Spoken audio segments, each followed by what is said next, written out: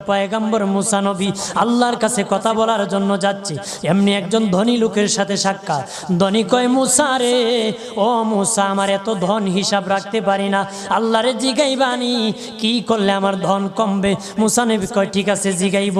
একজন বৃদ্ধার সাথে একজন মহিলার সাথে দেখা। মহিলা কয়, মুসা কই যাও, কই যাও রে মুসা? মুসা নবী কয়, তোর পাহাড়ে যাব, আল্লাহর সাথে কথা বল।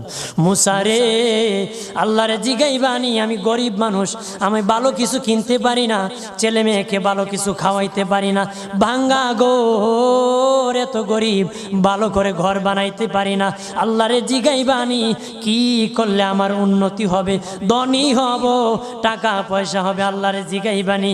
আল্লাহ মুসা নবী কয়, ঠিক আছে, আল্লাহরে জিগাইব, তুমি কেমনে ধনী হইবা? আল্লাহ